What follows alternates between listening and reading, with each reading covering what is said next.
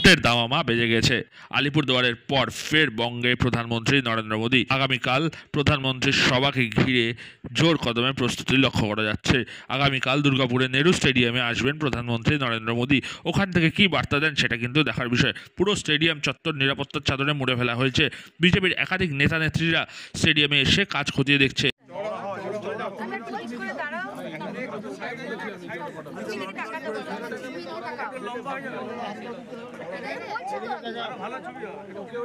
দেখুন, আমার মনে হয় দুর্গাপুর এবং আসানসোল শিল্পাঞ্চলের মানুষের কাছে অনেক কিছু আশা পূরণ হবে। তো আশা করি প্রত্যেকটা মানুষই প্রত্যেক পরিবার থেকে তো দুজন করে আসবেন। আমি এটা আশাবাদী, কারণ দুর্গাপুর শিল্পাঞ্চল যে 1960 সালে যে তৈরি হয়েছে, তারপরে দুর্গাপুর শিল্পাঞ্চলে কেউ কখনো দুর্গাপুর শিল্পাঞ্চল থেকে কেউ তাকায়নি।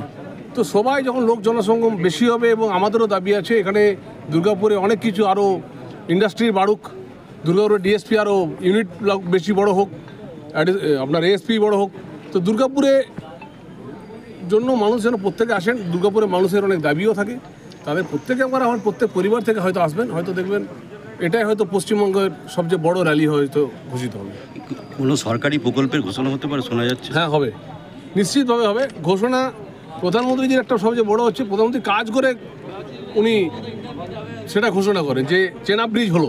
চেনাব ব্রিজ হওয়ার পর সবাই বলে চেনাব ব্রিজ হলো, দেখো কাশ্মীর থেকে কন্যাকুমারীকে সব জায়গায় রেল লাইন এক জায়গায় হয়ে গেল।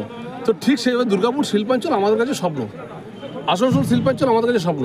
রাঢ় বাংলার এই ঐতিহ্যপূর্ণ জায়গাকে আরও যাতে এগিয়ে নিয়ে যেতে পারি সেই আশা আমাদের থাকবে। প্রধানমন্ত্রী কি রোড শো হওয়ার কথা আছে? রোড শো হওয়ার কোনো কথা নেই। আমরা নেতাজি আমরা নেহরু স্টেডিয়ামে আমাদের সভা হবে, এবং গেল এবং আদার্স আরও আন্ডারটেকিং কোম্পানির কিছু সভা আছে। তো মানুষ তো আসবেন, মানুষ এসে যদি দেখুন সবাই মোদিজির ভাষণ শুনবেন, সবাই দেখবেন। আমরা অনেক জায়গায় এলইডি টিভির ব্যবস্থাও করেছি, সবাইকে আহ্বান।